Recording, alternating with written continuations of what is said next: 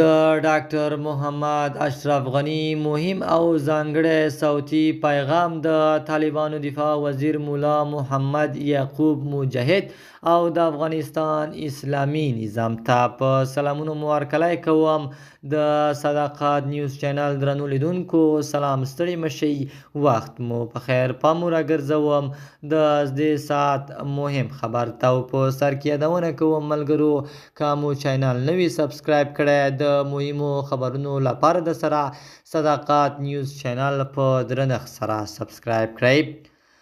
ډاکټر محمد اشرف غني وایي افغانستان زموږ ګډ کور دی، دا خاوره د ټولو افغانانو ده او د دې وطن راتلونکی یوازې د یووالي، تفاهم او ګډ کار له لارې جوړېدای شي.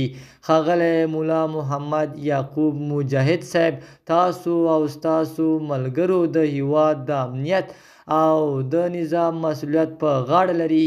دا مسؤلیت ډیر دروند دی او د دې دروند بار لپاره یوازې ځواک نه بلکې حوصله، تدبیر او د خلکو باور ته اړتیا ده. زه په درناوي وایم چې جګړه هیڅکله دایمي حل نه دی.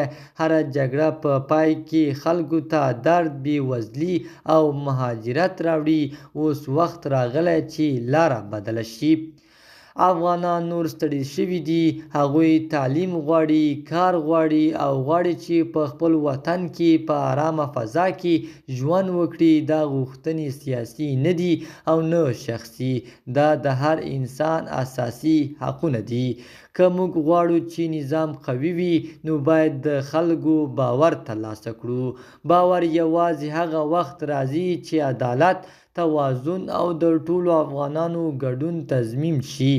زه دا هم وایم چې اختلافات پر ځای باید د تفاهم لاره غوره شي. هره ستونزه د خبرو له لارې حل کېدای شي که نیت د وطن د خیر لپاره وي. ښاغلی مولا محمد یعقوب مجاهد صاحب، تاسو د ځوان نسل استازیتوب کوئ او دا یو لوی فرصت دی چې افغانستان ته نوی فکر، نوی سوله او نوی هیلې راوړئ. په پای کې زما پیغام ساده دی، جګړه باید ختمه شي او افغانستان باید د پرمختګ، تعلیم او ثبات پر لور روان شي. الله دې وکړي چې ټول د دې وطن د خیر لپاره سره یو شو او داسې افغانستان جوړ کړو چې هر افغان او مسلمان پکې ځان خوندي او باعزته احساس کړي.